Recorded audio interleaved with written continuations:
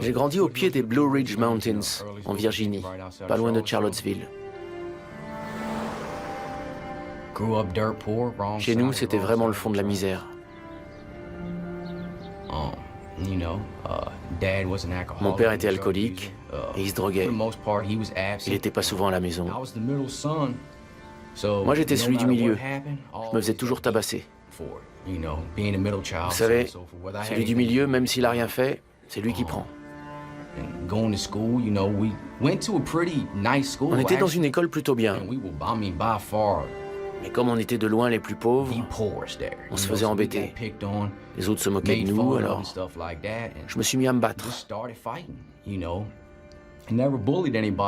J'ai jamais agressé personne, mais je supportais pas qu'on m'humilie. Alors ceux qui cherchaient la bagarre, ils me trouvaient. Je les prenais et je leur mettais la tête dans les toilettes. J'ai jamais su faire que ça, me battre. C'est mon père qui nous poussait. Il nous faisait scier des poutres pour nous endurcir. Il disait, si vous vous battez, vous avez intérêt à gagner. Sinon, je vous en remets une couche. Voilà. C'est malheureux, mais mon enfance, c'était ça. J'ai jamais connu autre chose que la violence. C'était pas juste une façon de réagir à un problème, c'était la vie. Et maintenant, je purge 1214 années incompressibles dans l'État de Virginie. Voilà.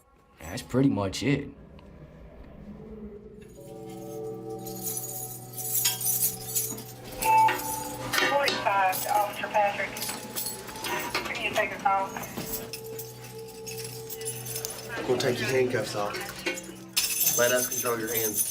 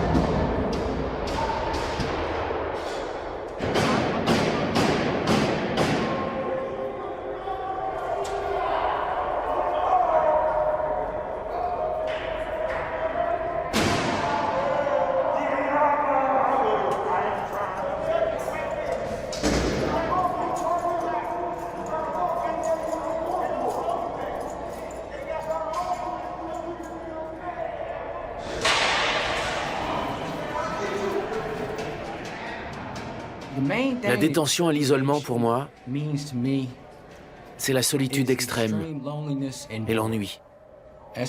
La solitude, surtout. On a beau être un gros dur, on a beau se la jouer Bruce Lee toute la journée, on en bave. Ça fait atrocement mal.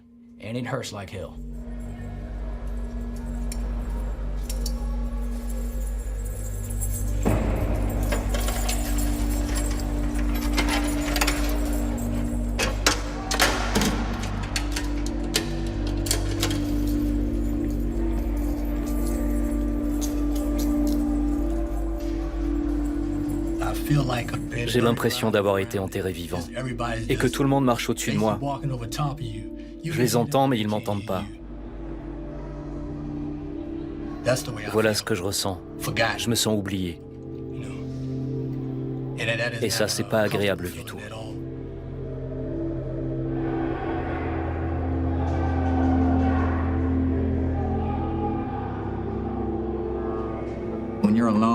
Quand on est seul, on se replie sur ses propres pensées, sur soi-même.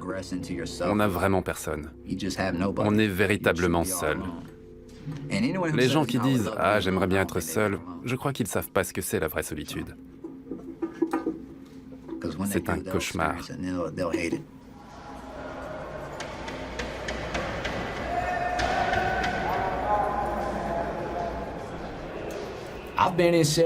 Je suis à l'isolement depuis 8 ans. Ici, on est privé de tout contact. Et chaque fois qu'on quitte sa cellule, il faut mettre une tenue spéciale. Around. Squat golf. Notice the bottoms of your feet. Other one. Et puis on est menotté et entravé.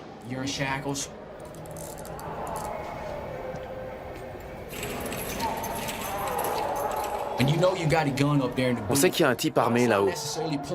Il te vise pas forcément, mais il se tient prêt. Quand on va à la douche, on peut se parler à travers les portes.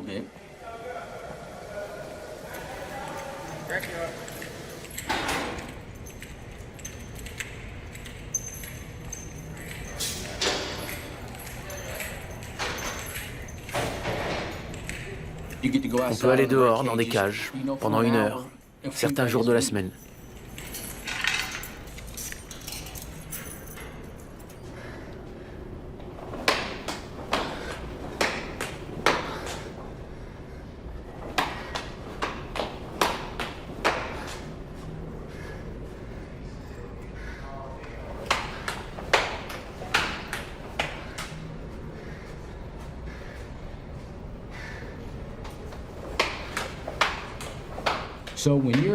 Ici, on vit au milieu de centaines d'autres types, prisonniers et gardiens. Mais en fait, on est seul.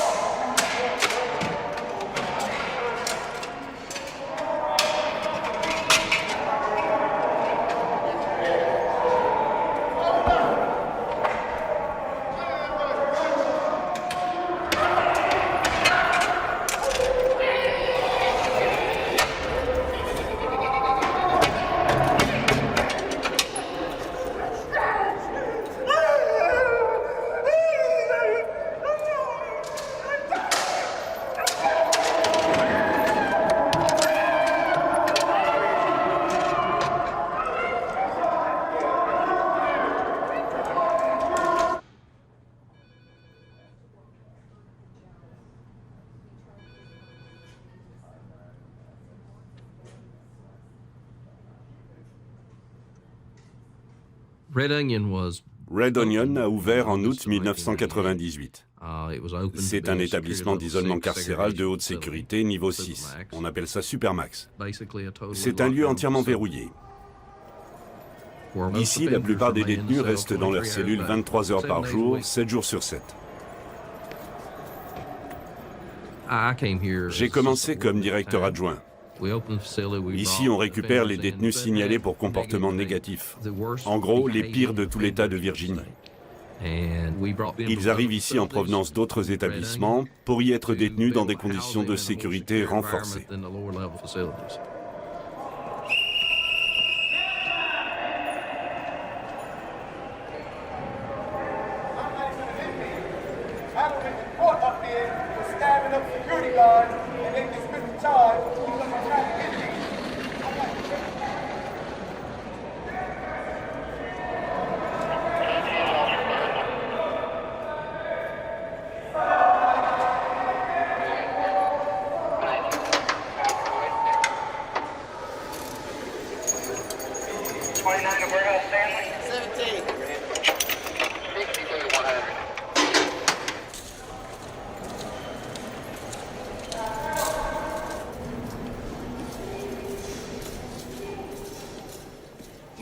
Je m'appelle Michael Kelly. Je viens de South Central, Los Angeles. Je ne connais personne dans ce coin, pas de famille, pas d'amis. Je suis venu en Virginie pour déposer quelqu'un en voiture et j'ai commis 2 vols à main armée.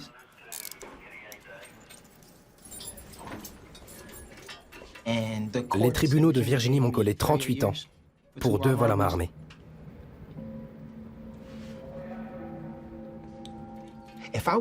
Si j'avais su que je prendrais 38 ans pour 2 vols à main armée, j'aurais jamais fait ça, c'est clair. J'allais pas foutre ma vie en l'air pour 2 vols à main armée, c'est absurde. Mais je savais pas que c'était si grave en Virginie. En Californie, j'aurais pris 8 ans, pas plus. Je savais pas que la société punissait ça si lourdement en Virginie.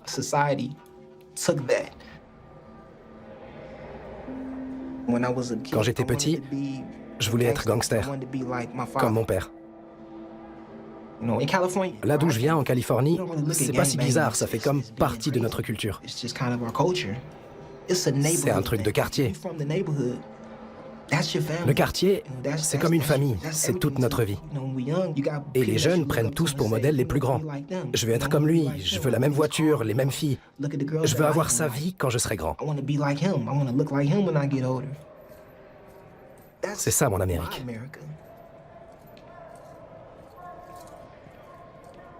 Et maintenant, je suis en tôle. Ils m'ont mis à l'isolement parce que je me battais. Rester 23 heures par jour dans une cellule comme ça, c'est déjà un défi en soi. Seul dans cette cellule pendant tant de temps, c'est un défi mental. Tout ce qu'on vit, ça se passe dans cette petite boîte. Il faut se trouver des choses à faire pour pas devenir fou. Tous les jours, toute la journée. Moi, par exemple, ce qui me fait du bien, c'est de faire le ménage. Quand je me lève, quand je me couche, je nettoie. Le sol, les murs, l'évier, tout. Tout est nickel chrome. C'est un peu comme un TOC. Je dois être un peu dingue.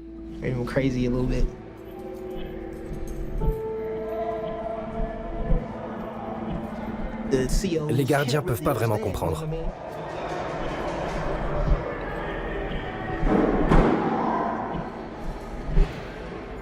Eux, ils passent juste la moitié de leur temps ici. Après, ils s'en vont, ils repartent dans la vraie vie. Notre vie, elle est ici.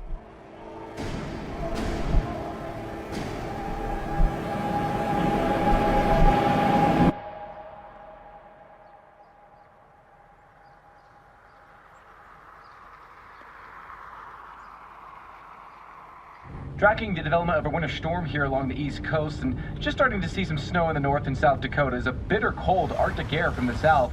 That ends the warmer air to the southeast, and then we get that storm developing, so it's just initially starting to develop now. Temperatures are dropping.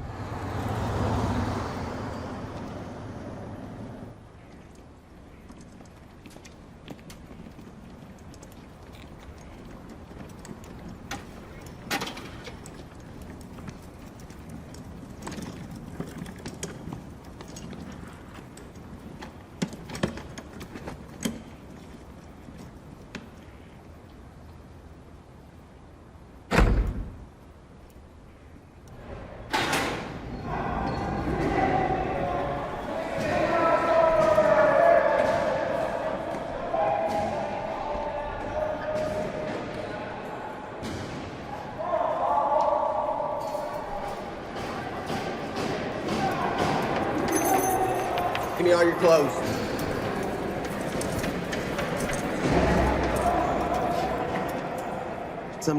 Il y a des jours où c'est tranquille et d'autres où le niveau de stress est au maximum. C'est comme si on était en prison, nous aussi, parce qu'on est obligé de revenir et de remettre ça le lendemain. Mais on essaie de rester positif. Pour que tout soit sous contrôle, il faut vraiment être très ferme.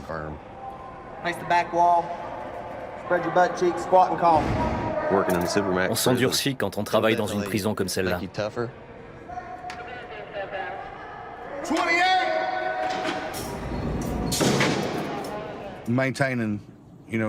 C'est déjà un exploit de garder son calme avec certains de ces types.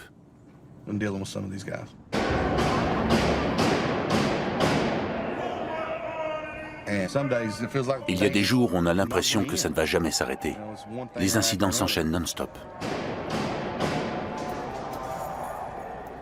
Je suis chef de secteur pour le bâtiment D. Ça fait 16 ans que je travaille pour l'administration pénitentiaire. J'ai été promu sergent, puis lieutenant, et maintenant je suis chef de secteur. Le plus difficile pour certains gardiens, c'est d'arriver à débrancher en rentrant chez eux. Après avoir été 12 heures par jour en état de vigilance, dans un lieu avec un potentiel de violence énorme, on a du mal à laisser retomber la pression. On reste sur ses gardes. Ça ajoute au stress de ce métier. On voit tout sous un autre angle. Quand je pars en vacances, et que je suis au milieu d'une foule avec ma famille, je suis toujours en alerte. C'est à cause de ce métier.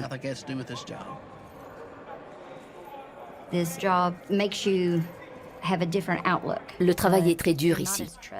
On devient moins confiant parce qu'on sait qu'on peut se faire agresser et cracher dessus. On est tout le temps en contact physique avec eux, qu'ils aillent à la promenade ou à la douche. Ça peut déraper à tout moment. C'est dur de travailler dans un lieu où 800 personnes vous détestent à mort à cause de la couleur de votre uniforme. Il y en a qui font comme s'ils vous aimaient bien, mais en fait, c'est du jeu. Ce ne sont pas nos amis. Ils te feront du mal s'ils en ont l'occasion, et ça, il ne faut jamais l'oublier.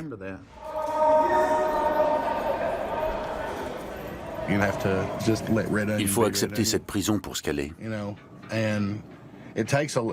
Et ça prend du temps de s'y adapter pour pouvoir se dire, en fin de compte, c'est juste un boulot après tout. Je ne vis pas ici.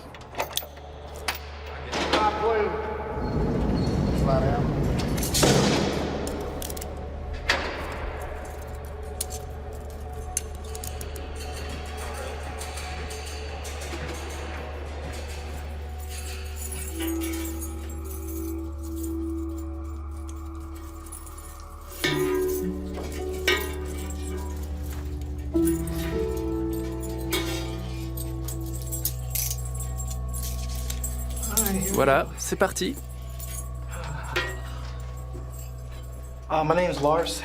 Je m'appelle Lars Hansen. J'ai pris perpète.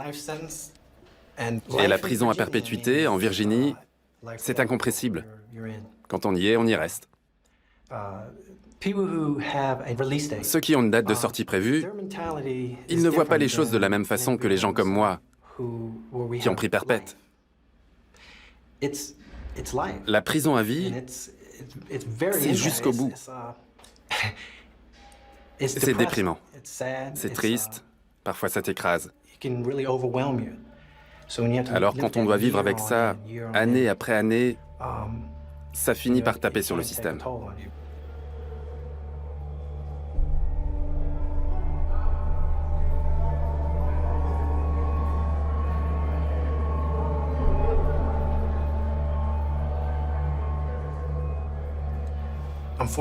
J'ai 41 ans. Je suis incarcéré ici en Virginie depuis près de 20 ans. J'ai commencé à faire des bêtises, rien de grave, à l'âge de 13 ans. Pourtant, j'ai de bons parents qui m'aiment et qui ne m'ont jamais battu, qui m'ont appris à respecter les autres. J'ai un frère qui vit au Texas. On est pareil. À part que moi, j'ai fait les mauvais choix, et pas lui. Il s'en sort vraiment bien. Quand j'avais 17 ans, j'ai tiré sur un type et j'ai fait 5 ans et demi de prison à Hagerstown. Je pense que ça m'a fichu en l'air parce que c'était très violent là-bas. C'est ce que j'ai dit au juge d'application des peines et ils m'ont mis en liberté conditionnelle. Je suis rentré chez mes parents à 22 ans et j'y suis resté 6 mois. Mais dans ma tête, j'étais pas sorti de prison. En prison, tu te laisses pas faire quand on te manque de respect ou quand on essaie de t'arnaquer.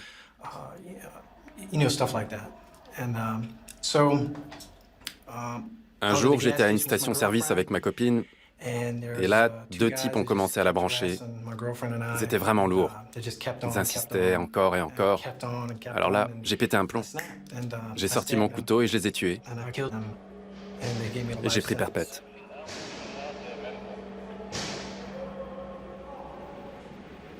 Je suis ici pour tentative d'évasion. J'ai escaladé une clôture et je me suis salement blessé. Je suis resté coincé dans les barbelés et j'ai perdu tout mon sang. Je me suis réveillé dans l'hélico. Ils m'ont évacué et m'ont sauvé la vie pour m'emmener ici. Et depuis, je suis à l'isolement.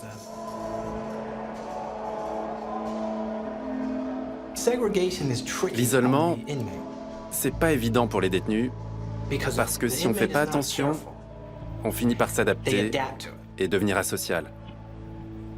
Il y en a même qui perdent la boule.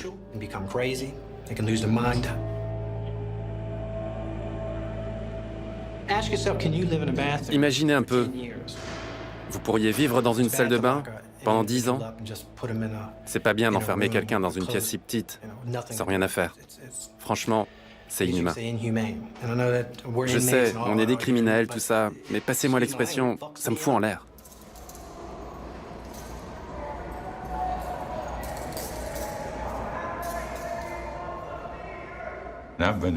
Je suis à l'isolement depuis 17 ans,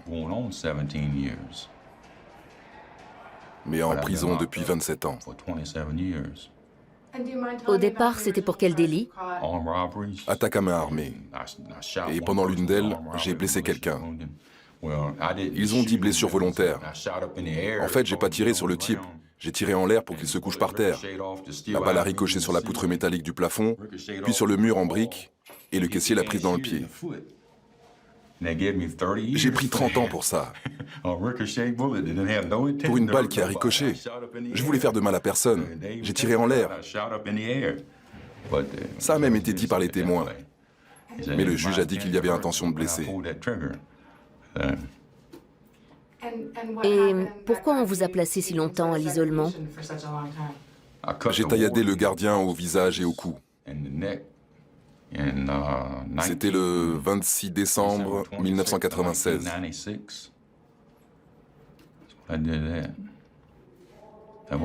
C'était pas la chose à faire. J'ai eu un coup de chaud. Et je m'en mords les doigts depuis 17 ans.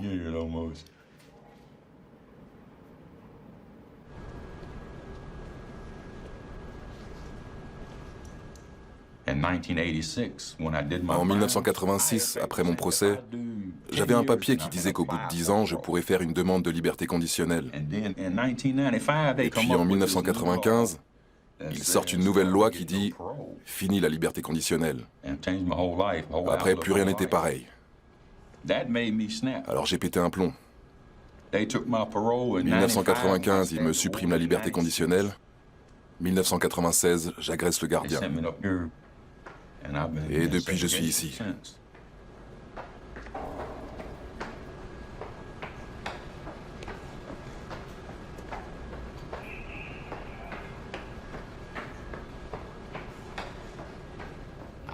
J'arrive dans le système carcéral et là, bagarre, tatouage, trafic. C'était une prison normale, et mon voisin de cellule me dit « Il y a un type qui raconte à tout le monde qu'il va te violer. Il va te mettre KO, et après il va te violer. » Ok, je lui dis « Si j'avais un couteau, je lui couperais la gorge. » Et il me fait « Je t'en fabrique un. » C'était encore l'époque des cassettes audio avec leur boîte en plastique. Il a pris la boîte, il l'a fait fondre avec un briquet, et il l'a pliée en deux. Puis il a fait pareil avec une autre. Il a pris 3 lames de rasoir toutes neuves, et les a scellées entre les 2 plaques. Le lendemain, à la promenade, le type est de l'autre côté de la cour. Je m'approche de lui par derrière et avec ma main gauche, je lui couvre le visage. Je pointe mon genou contre ses reins et je lui tranche la gorge d'un côté à l'autre. Son pote crie « Mon Dieu, non !» et il part en courant vers la porte, aussi vite que Superman. Le type se retourne. Je l'avais pas entaillé très profond. C'est pas si facile de tailler dans la gorge. Il y a tous les ligaments, les tendons, c'est plus dur qu'on croit. Mais il saignait comme un cochon. Donc il se retourne et je commence à le tabasser à mort. Les gardiens courent vers moi et avant qu'ils puissent m'attraper, je me lève, je recule. J'avais fini le boulot. Ils m'ont menotté et ils m'ont emmené ici.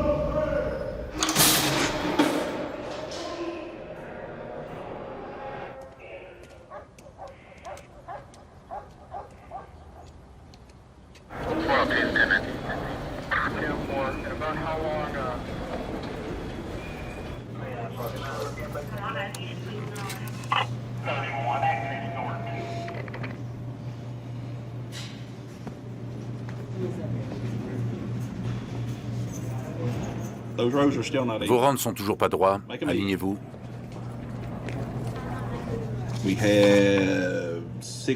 On a 6 détenus en état de trouble psychiatrique.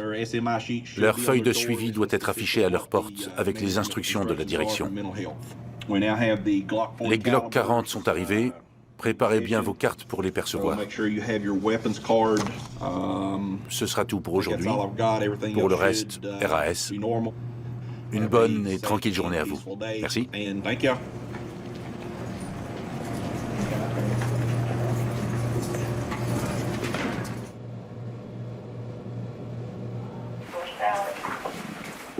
Tell me how Goodman's acting this morning. He come out of restraints last night about 12:30 and waiting to get his property back to be reviewed. He's already got it. He's already got his property back. He's still a little agitated. What you got running today? Things running smooth. Officers doing well. We're on lock. Anything about when we would resume rec? Not as of now. Okay. Well. Quand on commence à travailler dans la pénitentiaire, on se rend compte assez vite qu'on ne fait pas n'importe quel métier. On est là pour faire respecter la loi. Tous les jours, on protège le public, on sauve des vies. Et ça, c'est gratifiant. Quand on rentre chez soi le soir, qu'on pense à ce qu'on a fait dans la journée, on peut se dire qu'on a vraiment servi à quelque chose. J'ai commencé en 2000. Ça fait donc 14 ans que je suis ici. Avant, je faisais des prélèvements sanguins dans un hôpital. Ce qui m'a attiré ici, c'est la sécurité de l'emploi. Sans compter que dans la région, pour une femme, ce n'est pas évident de gagner autant qu'un homme. C'était important pour moi.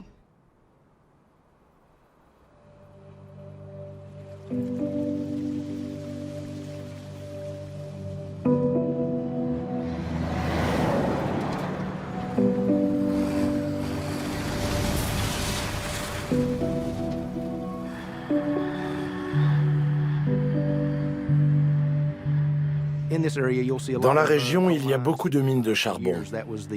Pendant des années, ça faisait travailler plein de monde. Il y a des scieries aussi. Mais ce ne sont pas des emplois qualifiés. Quand la prison de Red Onion a ouvert, ça a créé pas mal d'emplois, alors qu'en même temps, les mines fermaient et le chômage augmentait. Au départ, on employait beaucoup de gens des mines. Presque toute ma famille a travaillé à la mine. Sauf moi. Avant de venir ici, j'étais dans le bâtiment. Mais vous savez, avant, toute la région vivait du charbon. Et maintenant que tout ferme, c'est de plus en plus difficile de vivre ici. Les gens ont du mal à s'en sortir.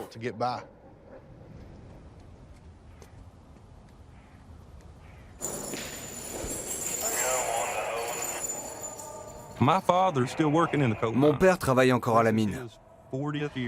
Ça va faire 40 ans qu'il y est. Je viens d'une famille de mineurs. Dans la région, c'était vraiment le plus gros secteur d'emploi. Et le seul. Travailler à Red Onion, c'est dur. Mais pour moi, c'est un bon boulot par rapport à la mine.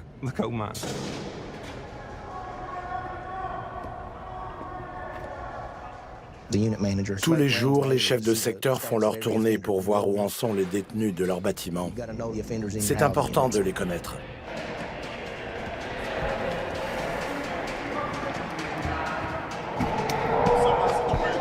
What's up with your situation? Go over to the door, I can hear you. When was your charge? Charge is in January.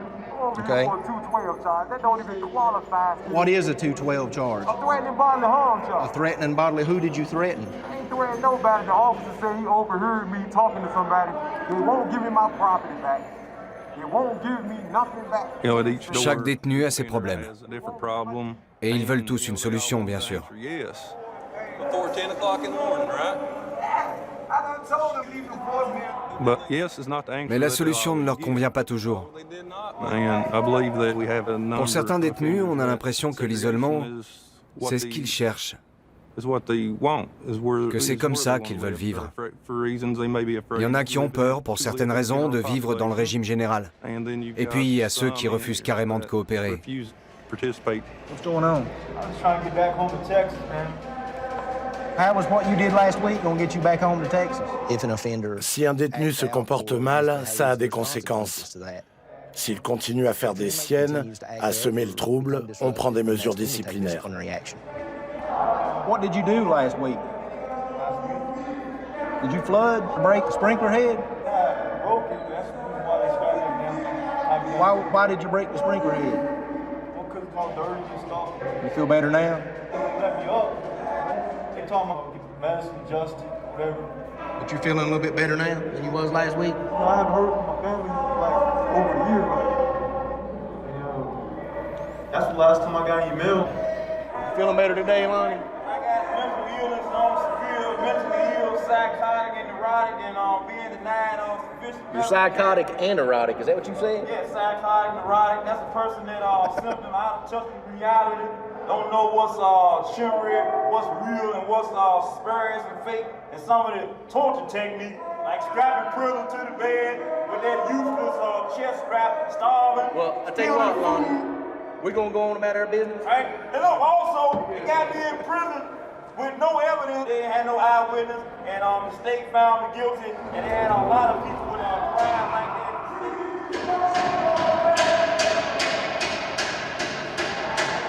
À Red Onion, tous les détenus démarrent au niveau 0.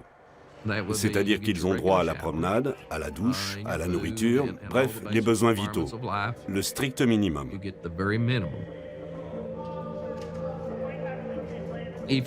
Si vous vous comportez bien, que vous vous montrez coopératif, vous passez en niveau 1. Là, vous avez droit à un objet électronique et même à quelques dollars de plus de cantine. Si le détenu continue à coopérer, il peut passer en niveau 2, où il obtiendra des privilèges supplémentaires, un peu plus de produits de cantine et bien sûr une télévision. J'adore la télé parce que c'est mon seul contact avec la vie, avec le monde extérieur. J'ai fait 13 mois sans, et maintenant, je l'aime, ma télé. J'ai vu une émission l'autre jour sur Discovery, un type qui construit des maisons dans les arbres. De vrais palaces miniatures, dans les arbres, et aussi des vaisseaux spatiaux, ce genre de trucs. Moi, j'aurais adoré faire une école d'art. Quand je me lève, je regarde les émissions du matin. Les infos régionales, la série Marié 2 enfants. C'est par ça que je commence. Des fois aussi, je regarde un film, mais ça me rappelle des souvenirs, des choses que je faisais avant et qui me manquent. Ça me déprime. Alors j'éteins la télé ou je zappe sur une autre chaîne. Vous connaissez l'émission de Bear Grylls? Ce type qui part dans la nature avec juste un couteau et les vêtements qu'il a sur le dos, et qui se débrouille ensuite avec ce qu'il trouve sur place. J'adore. C'est toute mon enfance. Quand je rentrais de l'école, je regardais pas la télé. J'allais dans les bois, je grimpais aux arbres, je dévalais les pentes, j'escaladais les rochers. J'adore ça. Ça me manque. Ici, on a des vitres dépolies, on voit même pas à l'extérieur. pas d'arbres, rien.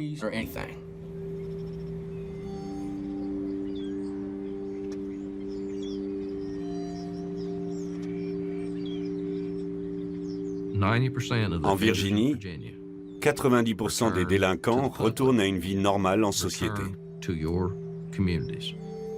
Autrefois, les détenus qui avaient vécu à l'isolement pendant longtemps passaient directement chez le conseiller d'insertion et de probation. On leur enlevait leurs entraves et on les renvoyait dans la société en espérant qu'ils se réadaptent. Notre but maintenant, c'est de pouvoir leur retirer leurs entraves ici. On prend ce risque à l'intérieur de la prison pour éviter les problèmes à l'extérieur. Et pour sortir de l'isolement, ils doivent participer à notre programme de réadaptation. Cette semaine, on va parler des outils pour nous aider à gérer la colère. Alors, je vais vous demander comment, tout au long de votre vie, vous avez appris à exprimer votre colère. Ce sera le module 3. Vous pensez qu'exprimer sa colère, c'est quelque chose qui s'apprend? Moi, j'ai appris par les gens autour de moi. J'ai grandi dans un quartier violent, il fallait se battre. En grandissant, on apprend les moyens d'obtenir ce qu'on veut des autres. Parfois, c'est par la violence, l'intimidation, l'agression physique ou psychologique. Dans les prisons, beaucoup d'hommes sont là du fait des leçons qu'ils ont apprises en grandissant. Décrivez-moi des formes de comportement violent que vous avez pu avoir. Moi, j'ai tout coché. Bousculer, jeter par terre, donner des coups de pied, étouffer, boxer, menacer d'une arme, rendre invalide et même tuer. Et qu'est-ce que ça vous a apporté? Quand ça arrive, c'est juste que je m'emporte et je réfléchis plus. Je me dis, allez, je vais le dominer physiquement et j'aurai ce que je veux, au lieu d'agir de façon rationnelle. Vous oubliez pourquoi vous faites ça? En fait, je pète un câble. C'est un programme en 7 étapes. On essaie de les préparer à bien se comporter dans le régime général.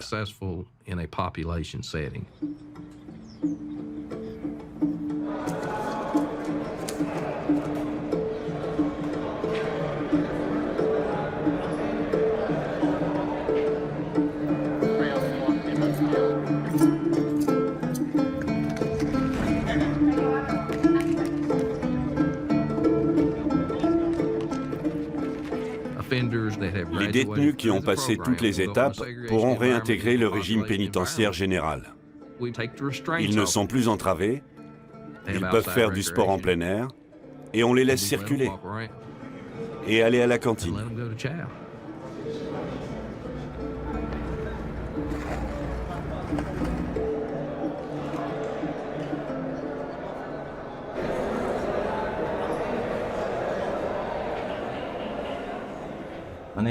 Je m'appelle Dale.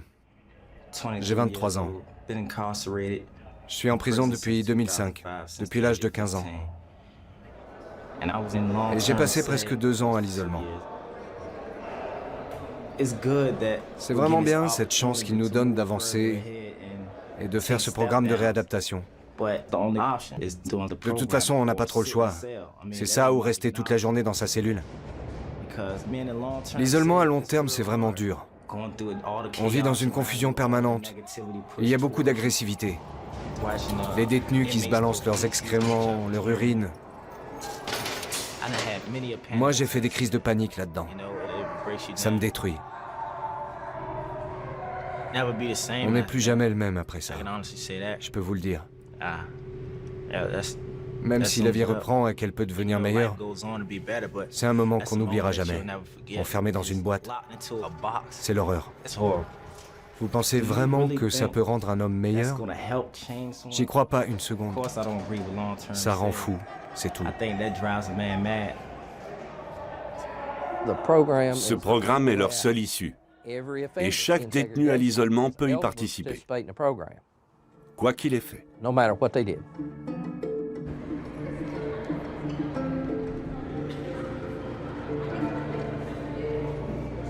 Bonjour à tous et au personnel. Je suis content de voir toutes mes équipes réunies aux côtés des détenus pour cette remise des certificats de réadaptation. J'aimerais commencer en disant aux détenus, certains d'entre vous ont passé beaucoup de temps à l'isolement. Ne l'oubliez pas. N'oubliez jamais que vous étiez tombé très très bas. Souvenez-vous toujours du chemin parcouru. N'oubliez jamais d'où vous venez et les progrès accomplis. Félicitations à vous tous. Et félicitations aussi à mon équipe pour vous avoir aidé à aller aussi loin. Une fois de plus, bonne chance. On se recroisera sûrement quand vous serez en détention normale. Merci.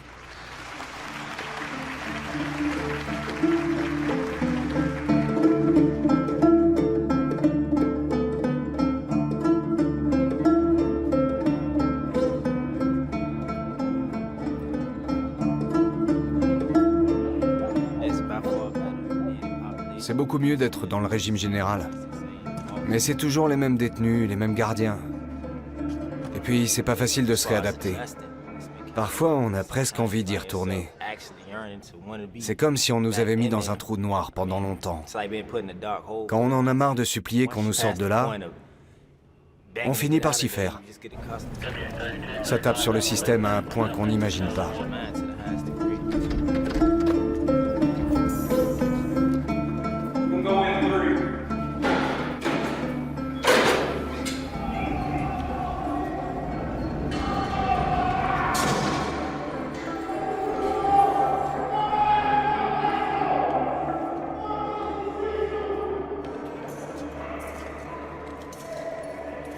So with the release. The release? Yeah, I can't get released. I got the anger management right here, man. When are you going to participate in the challenge program? So I'm finishing, look. That's anger management. You need the challenge series. This is it. No, that's the anger management. Hey, if you got a psycho program, that means that somebody is a psychiatrist. Okay. So while I'm not released, I'm paying for 10 years. You've got one more program to complete. How I got the program? I'm right here. I got it right here.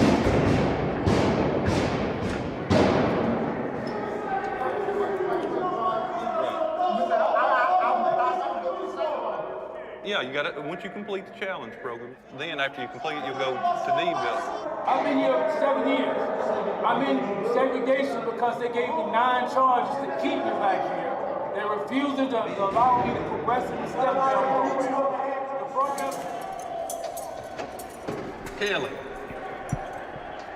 It's been 7 years since I've had a fight with anybody. 7 years. I think I've been doing pretty damn good. I'll get up with you on that. We'll talk about it. All right.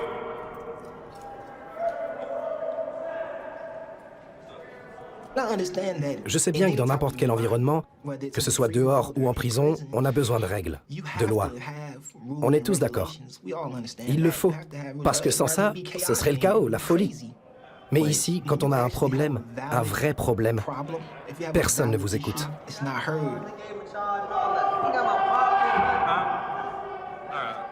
C'est comme si on n'avait pas de voix. Être un homme sans voix, ça peut faire très mal.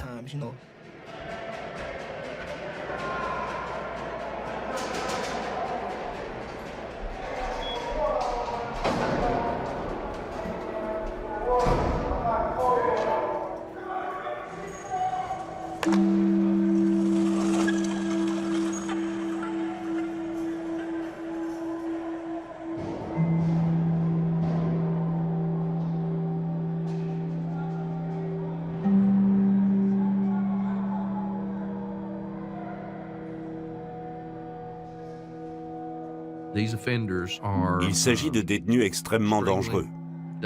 Ils sont très violents. Ils l'ont déjà montré. Ce sont des personnes à haut risque.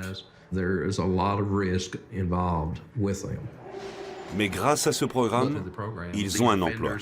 Ils emballent des objets en plastique.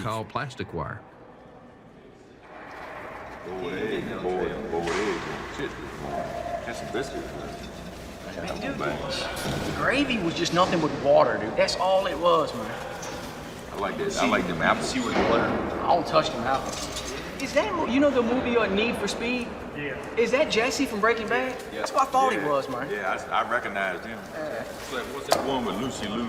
Oh, that's Elementary. But they got this new show coming on ABC, I believe, Endgame or something, dude. It looked really cool. Mind Games. Mind Games, that's it. It looked kind of cool. Christian Slater in it. Oh, never mind. That'd be canceled before the end of the season. Ici, au moins, on peut discuter des choses qu'on a vues à la télé. C'est sympa. Mais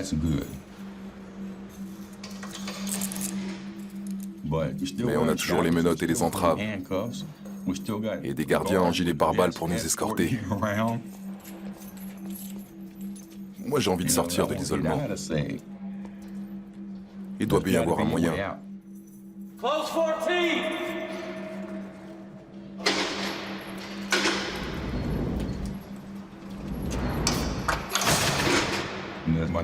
Cette monotonie, refaire toujours les mêmes gestes, sans cesse, ça rend fou. Quand je suis arrivé dans l'unité d'isolement, j'avais pas vraiment de problème. J'étais juste en colère. Mais à force d'y rester, c'est devenu pire.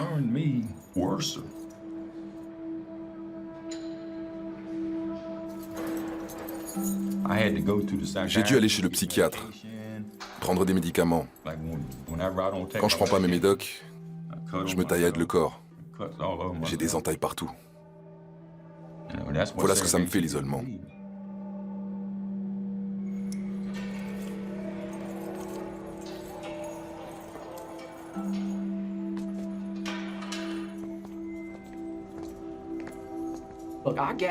J'ai pris 2 fois perpète sans espoir de libération. Je suis en tôle pour toute la vie.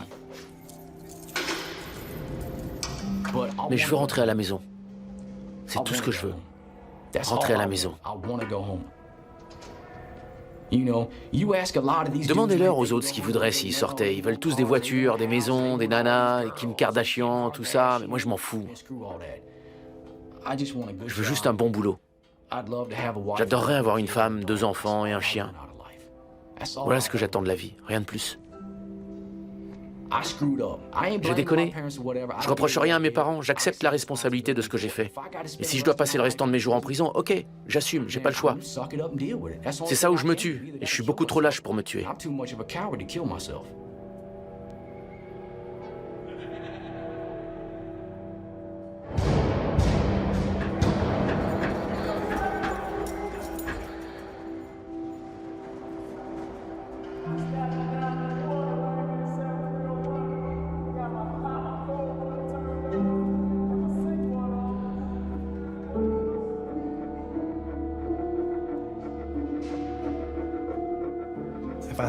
Quand je commence à déprimer, je fais de l'exercice.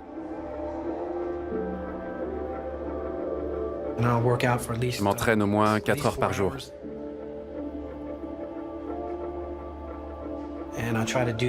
J'essaie de m'épuiser pour ne pas me laisser gagner par le désespoir. Il faut l'intérioriser, le repousser à l'intérieur. Et après, on est mieux dans sa tête.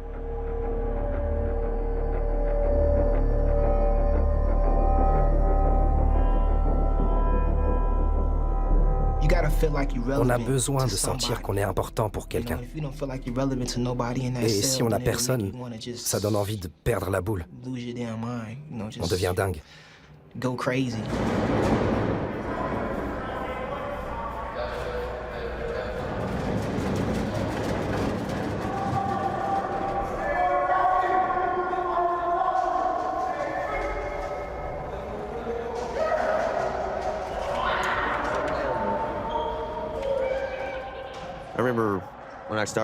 Quand j'ai commencé, je crois que je ne savais pas trop dans quoi je m'étais fourré. Un jour, j'avais 20 ans. Je faisais ma tournée, je regarde dans une cellule, la 10. Il y avait un gars qui avait mordu dans son bras et s'était arraché un morceau de chair. Je me suis arrêté, je l'ai regardé. J'étais sous le choc. Je ne comprenais pas ce que je faisais là, pour être tout à fait honnête. Ma première réaction, Je suis devenu blanc comme un linge tellement j'avais peur. Il m'a regardé et il m'a fait. Il y avait du sang partout. On a dû appeler un médecin.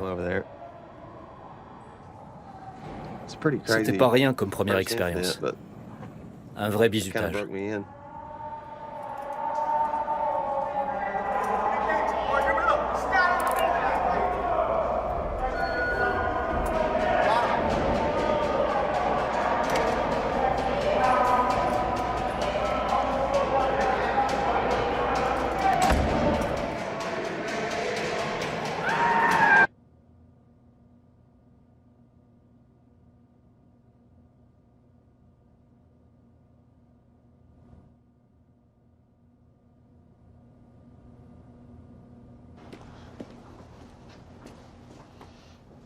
Mr. Marsh, you have any lunch today? Did lunch come? Did you accept lunch?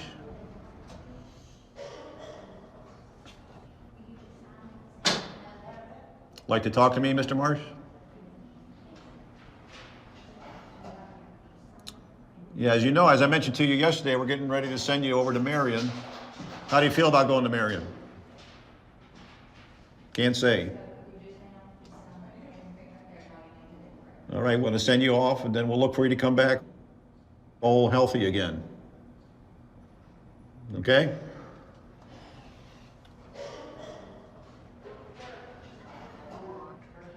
Okay. Des études ont montré que l'isolement pouvait avoir des effets néfastes sur la santé mentale. Je n'ai pas passé assez de temps dans ce système pour le constater par moi-même. Mais on a quelques exemples de détenus chez qui on n'a jamais signalé de problème de maladie mentale et qui commencent à manifester des symptômes. Et on ne peut expliquer ces symptômes que par le fait qu'ils sont placés dans cet environnement depuis si longtemps. What's going on? Why are you back here? I busted my head open. How'd that happen? I was taking a shower and I passed out. How old are you now? 71. 71. How long have you been locked up? 54 years. 54 years. How'd you stay healthy this whole time? How'd you not go nuts? You gotta have a strong mind. Strong mind. Je suis toujours admiratif de certains de nos détenus qui vivent dans cet environnement très austère depuis de nombreuses années, parfois des décennies, et qui arrivent à rester en bonne santé malgré tout.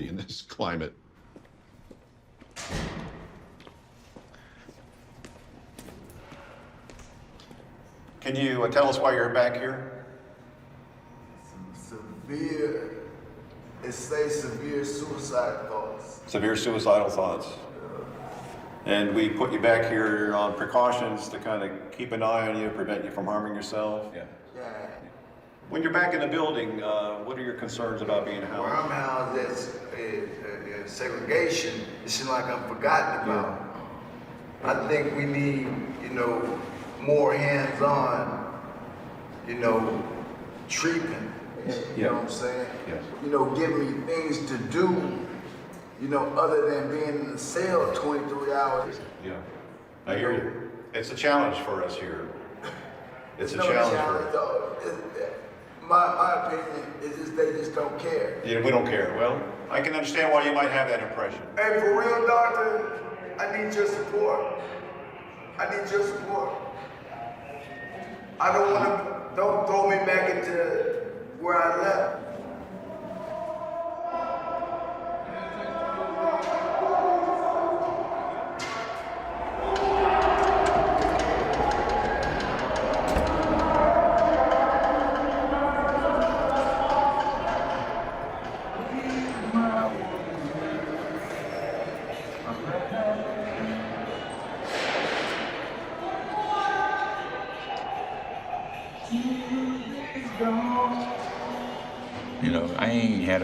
J'ai pas eu une seule visite depuis 5 ans. Ma famille est à Richmond. Ça fait 800 km aller-retour. Pour 1 heure de visite. Et encore, sans pouvoir se toucher. Avant, ma famille venait me voir 1 fois par an. Mais maintenant, ma mère a 73 ans et le reste de la famille me lâche. J'appelle mon frère 1 fois par mois et ma mère aussi. C'est le seul contact que j'ai.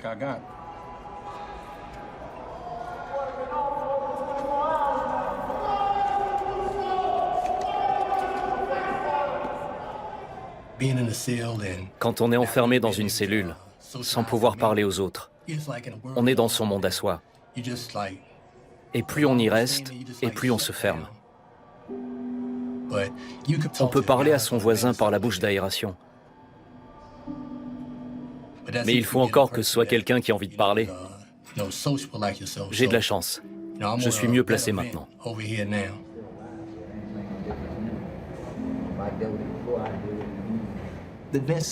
Chaque cellule a une bouche d'aération. En se hissant jusqu'à la bouche, on peut parler aux détenus des cellules qui sont reliées par le même conduit d'aération.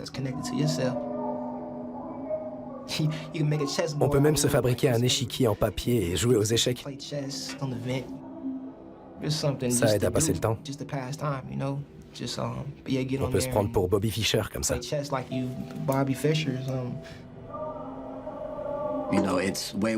C'est un moyen de communiquer en privé avec quelqu'un, sans que tous les autres entendent. Ici, il n'y a que 2 cellules sur le conduit d'aération, mais il peut y en avoir jusqu'à 4. Pouvoir parler, se confier, ça m'aide vraiment à avoir les idées claires. Et ça m'empêche d'avoir des pensées négatives.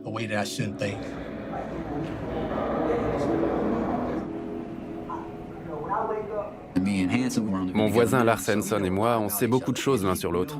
Il entend tout de suite à ma voix quand quelque chose ne va pas. Il m'appelle, il me demande comment ça va, et il comprend vite si j'ai envie de parler ou pas. Il me connaît bien.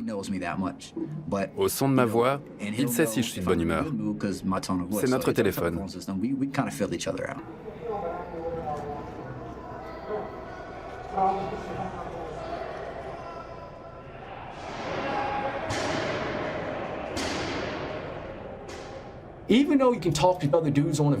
Même si on peut parler aux autres par l'aération, il y a toujours un petit malin qui commence à ouvrir sa grande gueule, qui se met à t'insulter, à te traiter de mouchard ou de pédale.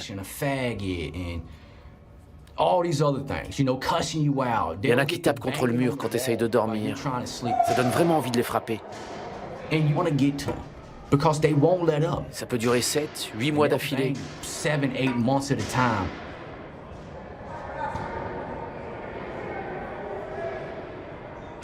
Et puis la lumière est toujours allumée. Il n'y a pas d'interrupteur. On est coincé dans cette cellule.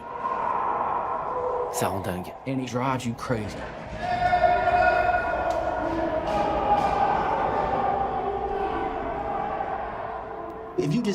Si vous écoutez bien tout ce qui se dit entre les cellules, on n'entend que des disputes, à longueur de journée, à propos de rien. C'est à cause de la colère, de la frustration qu'on a tous en nous. Il y a cette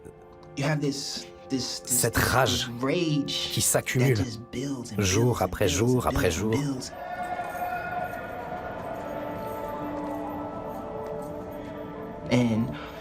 Le moindre petit truc peut rendre dingue. Par exemple, le courrier. C'est l'événement de la journée. Quand tu vois le gardien passer devant ta porte sans s'arrêter, ça peut te bousiller ta journée. L'autre truc, c'est le pain. On est censé avoir 2 morceaux de pain. S'il en manque un, ça me met hors de moi. Hier, le courrier n'est pas passé, pour une raison ou pour une autre. J'ai tourné en rond dans ma cellule pendant des heures et des heures et des heures. J'étais incapable de passer à autre chose. Je demande pas à l'administration de comprendre ce qu'on endure derrière ces portes. Il n'y a pas de règles pour eux. Ou plutôt, c'est eux qui font les règles. Ils ne viennent pas te dire pourquoi il n'y aura pas de courrier, ils disent juste « il n'y aura pas de courrier ».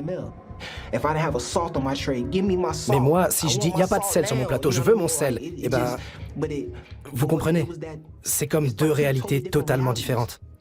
Le lundi, si j'attends le courrier et que personne ne vient me le donner, sans rien me dire, sans m'expliquer pourquoi, quand on ne nous donne pas ce à quoi on a droit, et qu'on la ramène, ou qu'on pique une crise parce qu'on ne nous a pas donné ce qui nous revient, alors là, ils disent qu'on représente un danger pour la sécurité. Et ils en ont plein d'autres comme ça, des bonnes raisons qui nous empilent au-dessus de la tête. Eux, ils ne respectent pas les règles, mais ils veulent que nous, on les suive à la lettre. Quand on tourne en rond toute la journée, on n'a qu'une seule envie, c'est de se révolter. Vos règles, je m'en fous parce que même quand je les respecte, j'ai pas mon deuxième morceau de pain. Qu'ils aillent se faire foutre. Dans cette cellule, on accumule tellement de colère qu'on a envie de se battre. Venez dans ma cellule. Venez me frapper. Venez, je veux me battre. J'ai tellement mal à l'intérieur, je veux avoir mal à l'extérieur. Alors, arrêtez votre cinéma, allez-y. Frappez. Dans cette cellule, rien n'a d'importance.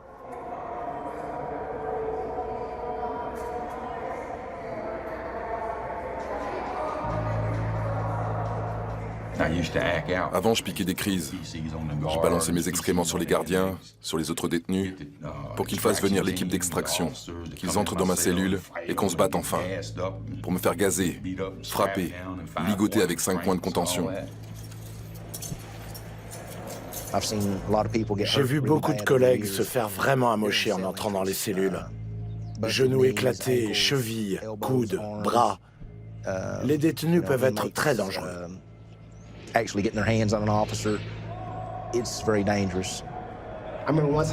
Une fois, on s'est entendu avec plusieurs gars pour recouvrir nos fenêtres. On était en conflit avec l'administration. Ils ont fini par entrer dans ma cellule et on s'est carrément battu. J'adorais ça, vraiment. Comment ça? Cet état d'excitation. Il faut se mettre dans un certain état d'esprit avant d'entrer dans une cellule pour se battre avec un être humain. C'est un combat. C'est ça. C'est un peu comme quand on marque un but ou qu'on fait un home run au baseball. Il faut être à fond.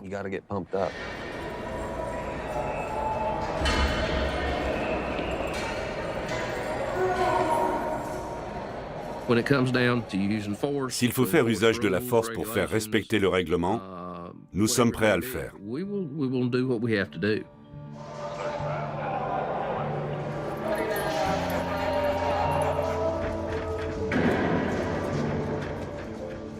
Ce sont des criminels qui ont un passé extrêmement violent. Il faut en tenir compte. Mon travail à moi, c'est de garantir la sécurité publique et protéger mes équipes qui sont là pour protéger les détenus.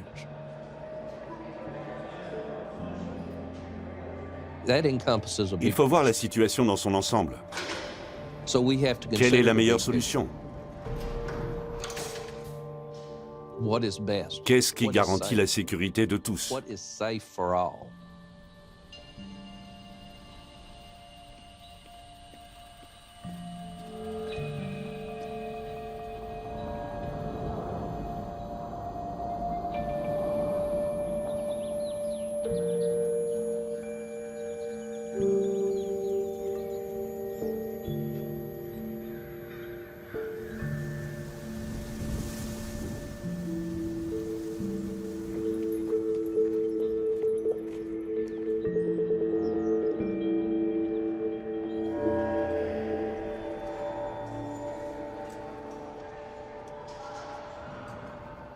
Maintenant, j'ai 35 ans.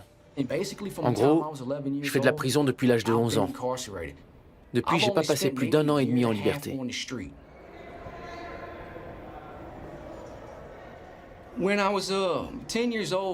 Quand j'avais 10 ans, en fait c'était le jour de mon anniversaire, mon père a quitté ma mère. Il m'a dit que c'était de ma faute.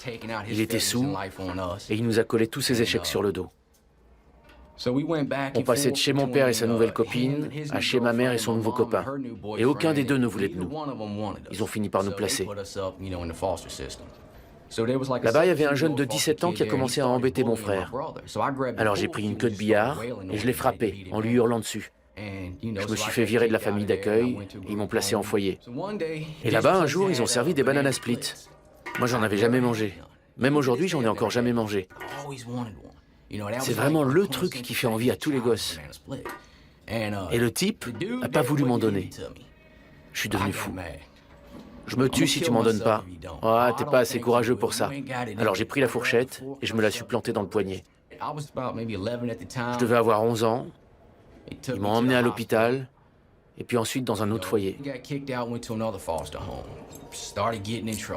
J'ai commencé à faire des bêtises. J'ai volé une voiture, je me suis fait choper, envoyé direct en foyer pour jeunes délinquants où j'ai passé plusieurs années. On se bat tous les jours dans ce genre d'endroit. Je gagnais pas à tous les coups, au contraire même. C'est pas pour rien qu'on appelle ça l'école des gladiateurs.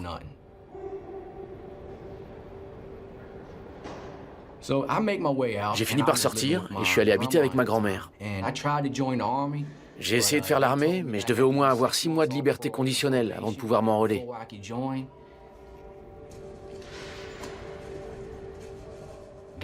J'ai bossé comme électricien à Charlottesville. Ça, c'était sympa.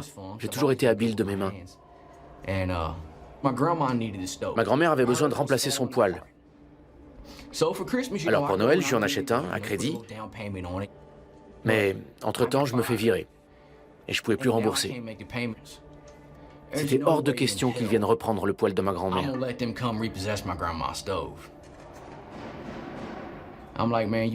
C'était la galère. J'avais plus de travail, mais il y avait encore un truc que je savais bien faire.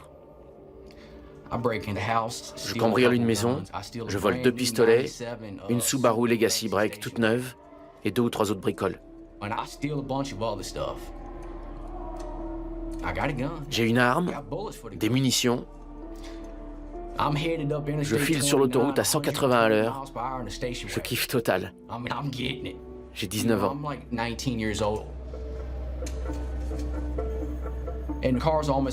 Comme j'ai bientôt plus d'essence, je m'arrête dans une station-service, je fais le plein, mais j'ai pas d'argent. Je vais à la caisse, je prends un coca, je sors mon arme sous le nez du caissier. Donne-moi ton fric. Il sort des billets de son portefeuille, il me les tend. Ouvre ta caisse, donne-moi l'argent. Il l'ouvre. Allez, donne le fric. Il me dit non. Si tu me le donnes pas, je te tue.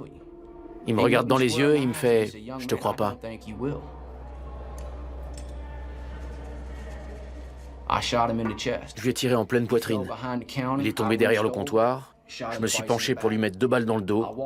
Je suis passé derrière le comptoir et je lui ai tiré encore 6 coups dans la nuque. J'ai pris l'argent et je suis parti.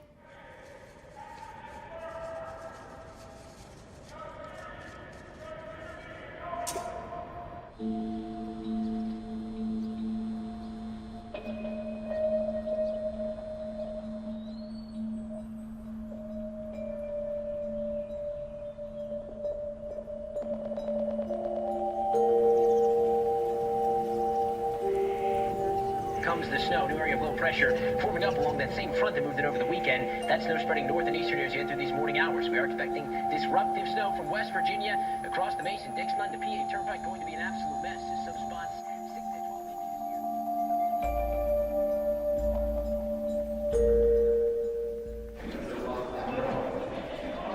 12 inches.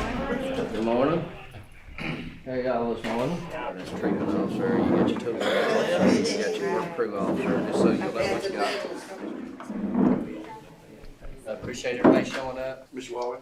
We've got to keep our On doit tenir nos engagements, faire notre boulot. Même quand on n'est pas en forme, s'il y a des choses à faire, il faut les faire. Tout ce qui est prévu dans cet établissement doit être fait. Si on dit qu'on va le faire, il faut le faire. On attend d'eux qu'ils fassent ce qu'il faut. À nous aussi de faire ce qu'on doit faire. Je suis content de vous. Vous faites le métier le plus dur de tout l'État de Virginie. N'oubliez jamais ça. Aussi, n'oubliez jamais que vous travaillez dans une prison. Soyez vigilants. C'est un environnement particulier. Ces gars sont des criminels. Alors faites attention. Si vous avez besoin de quoi que ce soit, n'hésitez pas.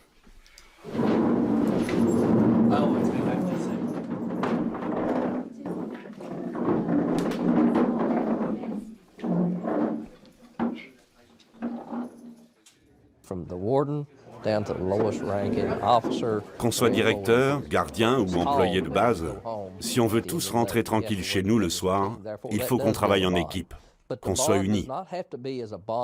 Mais pas unis contre les détenus. Il faut créer des liens avec eux pour les aider à s'améliorer. En tout cas, ceux qui le veulent.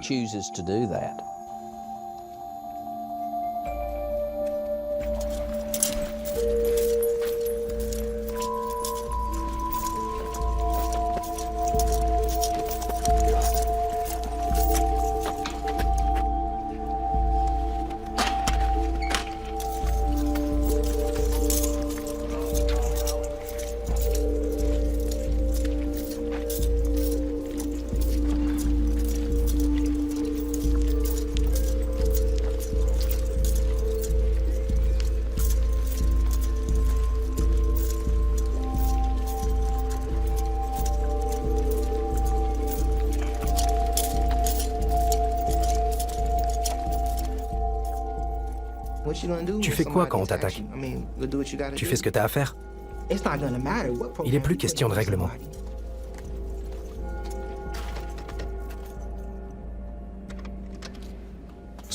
Quand j'ai su qu'ils allaient me remettre à l'isolement, j'étais en rage.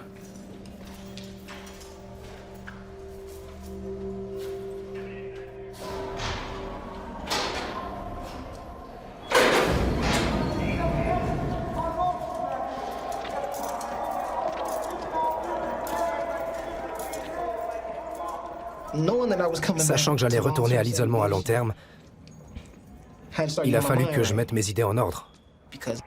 Parce qu'ici, on sait quand on rentre, mais on ne sait pas quand on sort pour retourner en détention normale.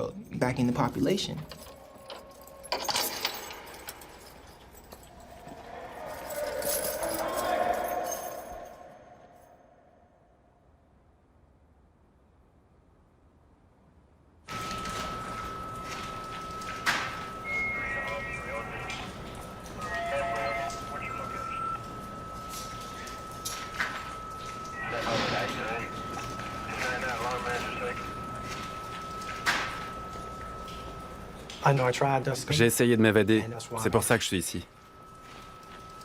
Je peux m'en prendre qu'à moi-même. Mais en même temps, je ne suis pas un détenu violent. Et en 18 ans, je crois que je l'ai assez prouvé. Alors remettez-moi dans le régime général, je ne ferai pas de bêtises. Ok, j'ai fait un écart, j'avais plein de choses dans la tête à l'époque, mais je le regrette tous les jours. Tous les jours. N'oubliez jamais vos actes. Vous ne pouvez pas effacer le passé. Mais c'est pas fini. Vous continuez à avancer. On ne sait pas combien de temps ça prendra, ni où ça vous conduira, mais vous avancez. Ouais. On m'a déjà dit ça. Mais je trouve que ça avance pas vite. Vous avez eu l'occasion d'avancer quand vous étiez en détention normale. Mais à l'époque, vous avez montré que vous n'étiez pas capable de saisir cette chance. Vous avez trébuché, vous avez commis une erreur. Et là, vous essayez de reconquérir cette chance. Moi, j'aimerais beaucoup avancer et quitter Red Onion. Et pas juste...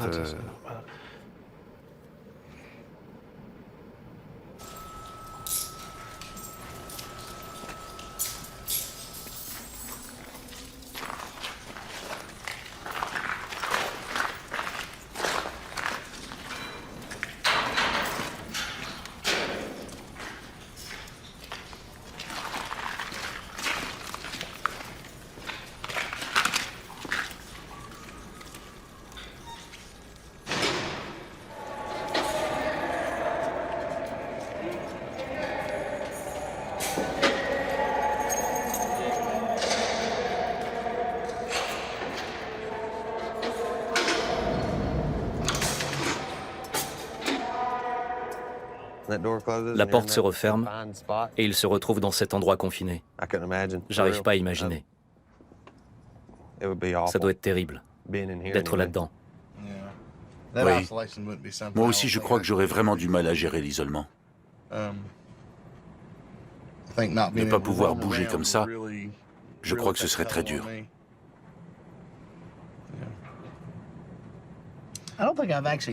Je crois que je ne me suis jamais demandé ce que ça me ferait d'être sous les verrous.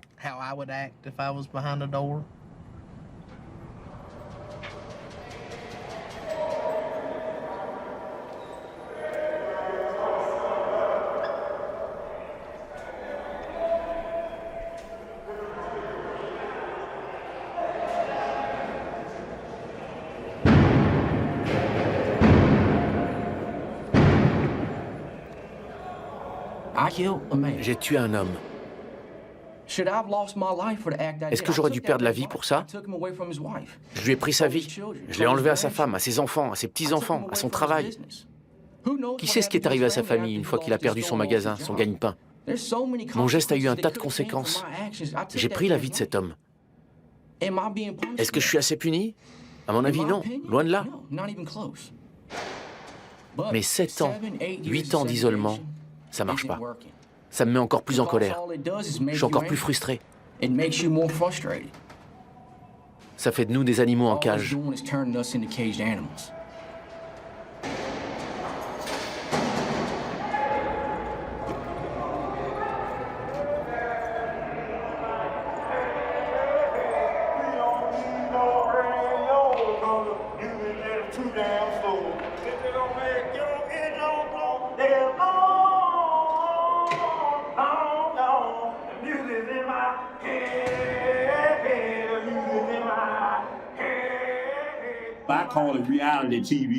Moi, je me fais ma propre télé-réalité, mon show à moi. Je fais le chien de chasse.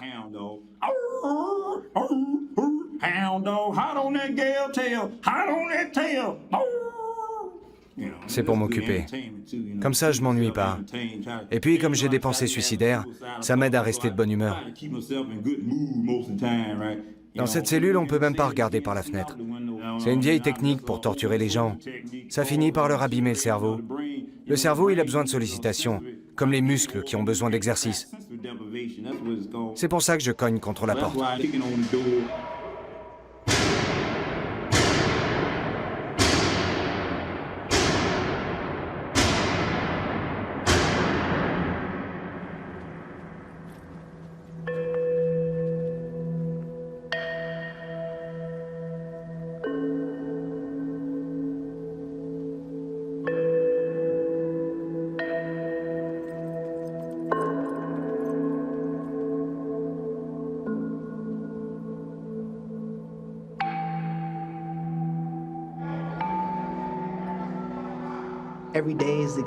Chaque jour se répète.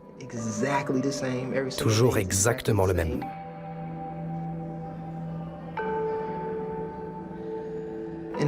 Dans cette cellule, tout seul, c'est comme si on n'était pas en prison.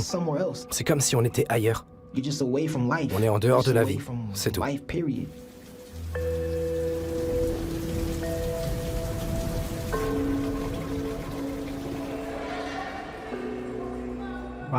Je ne sais pas si c'est l'espoir qui m'aide à tenir. Je crois que c'est juste ma force intérieure. Soit je trouve la force intérieure, soit je me tue. J'ai pas d'autre choix, donc comme je me suis pas encore tué, j'essaie de tenir.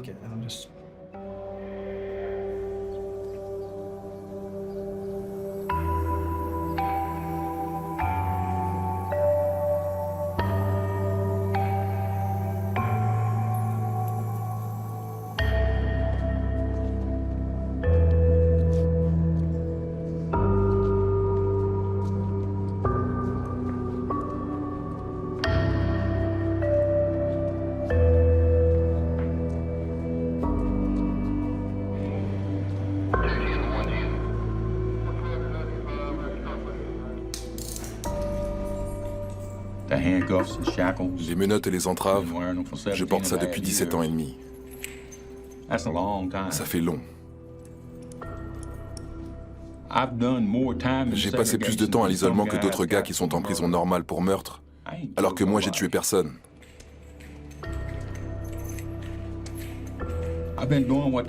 J'ai fait tout ce qu'ils m'ont dit de faire. Je me suis bien comporté, j'ai pas fait d'ennuis. Et je vois pas pourquoi ils peuvent pas me laisser sortir d'ici.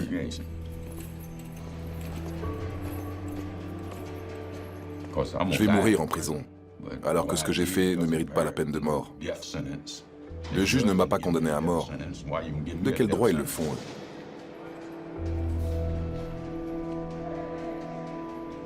Me laisser ici pour le restant de mes jours, c'est une sentence de mort.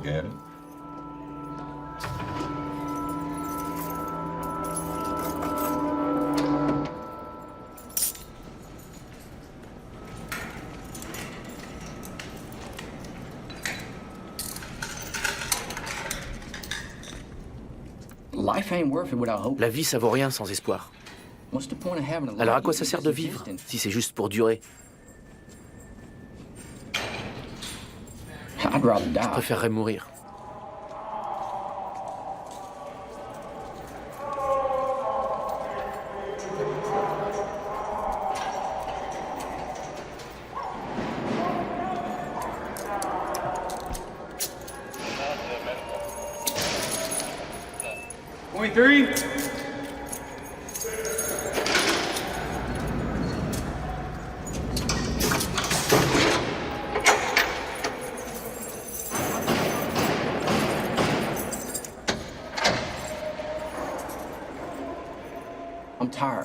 Je suis fatigué, je suis frustré, et je me sens un peu faible. La dépression, en somme. C'est humain, où qu'on soit. Et comment vous gérez ça? Par l'imagination. Je m'imagine que je vais dans toutes sortes d'endroits, je me crée des paysages entiers dans ma tête. Quand je ferme les yeux, je peins un paysage et je le vois. Et je marche dedans. Comme un décor en 3D sur ordinateur. Je fais ça tous les jours. Je croise les mains derrière la tête et je ferme les yeux. Je crée un paysage par ma volonté et j'entre dedans. Parfois, c'est des lieux de mon enfance, comme les bois dans lesquels j'ai grandi.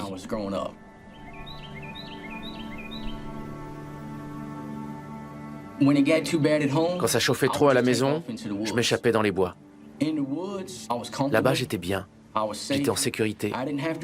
J'avais plus peur de me faire tabasser.